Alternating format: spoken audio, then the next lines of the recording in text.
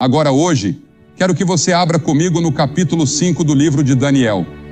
Eu suponho que, mais do que qualquer outro livro na Bíblia, este livro prevê o futuro, a menos que seja o livro de Apocalipse.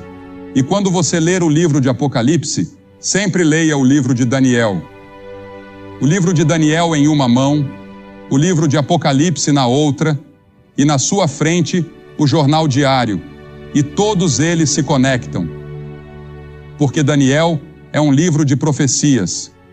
Mas o que quero falar sobre Daniel hoje é um incidente que aconteceu em sua vida, ao qual acho importante nos voltarmos, e não vou tomar tempo para ler para você, vou contar. É a história de Daniel já em Babilônia. Ele havia sido levado para a Babilônia desde Jerusalém. Jerusalém tinha passado pelo julgamento de Deus, como Jeremias havia predito. Todos os julgamentos que Jeremias previu, todos os julgamentos que os profetas previram, se cumpriram ou ainda se cumprirão. Esta é a palavra de Deus.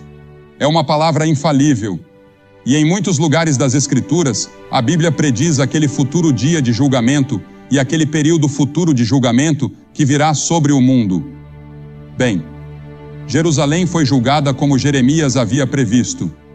Ele disse que, a menos que Jerusalém se arrependesse de seus pecados, ela seria julgada.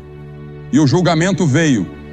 E entre aqueles que foram levados cativos por Nabucodonosor para a Babilônia, a 2.400 quilômetros de distância, estava o jovem Daniel e seus amigos.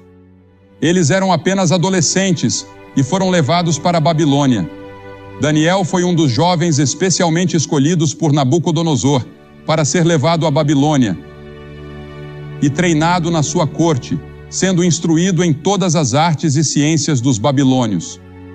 Agora, quando este capítulo se inicia, Nabucodonosor já está morto. Daniel tinha sido amigo, profeta e primeiro-ministro de Nabucodonosor, o grande rei. Mas agora ele foi, de certa forma, esquecido, porque agora um jovem está no trono, chamado Belsazar, que era neto de Nabucodonosor, o grande rei. Naquela época, Babilônia era o maior império do mundo, era a nação mais poderosa do mundo, era a nação mais rica do mundo, e a Bíblia retrata o rei Belsazar como jovem, rico, poderoso, mas ao mesmo tempo egocêntrico, arrogante.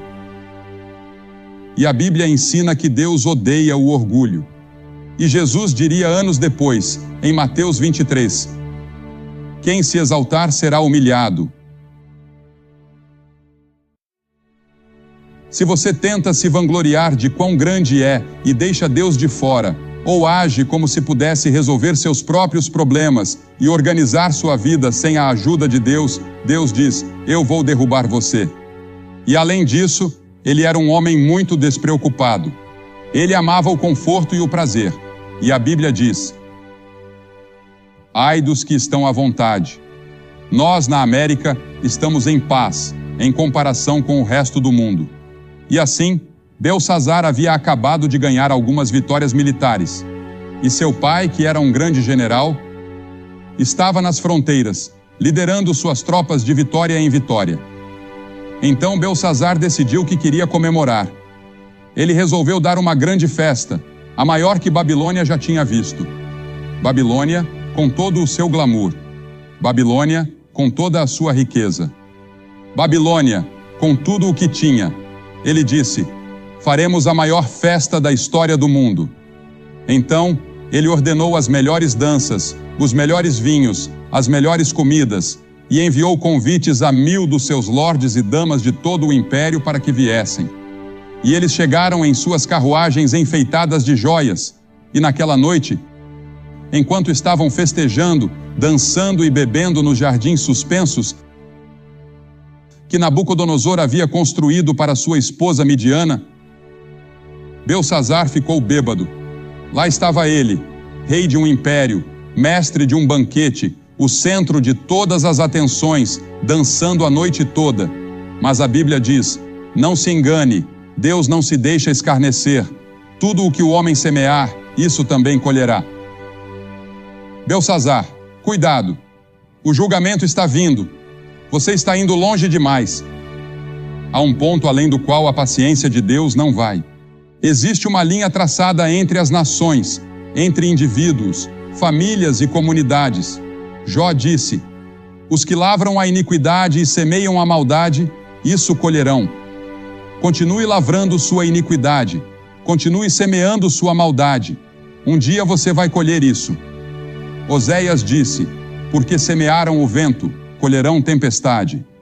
Jeremias disse: eles semearam trigo, mas colherão espinhos. E então, no meio desse banquete, Belsazar está dançando com uma bela e sensual jovem.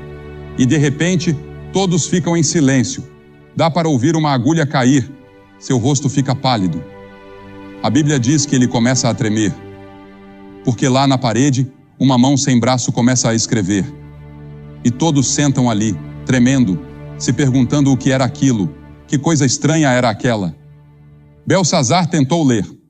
Ele não conseguiu entender a mensagem. Então disse: vamos chamar os astrólogos, os adivinhos, os caldeus, vamos chamar os magos, vamos chamar todos os que podem interpretar esse tipo de coisa. E eles vieram, mas não conseguiram ler. Belsazar ficou ainda mais apavorado. A escrita ficava cada vez mais clara e brilhante. As pessoas estavam assustadas.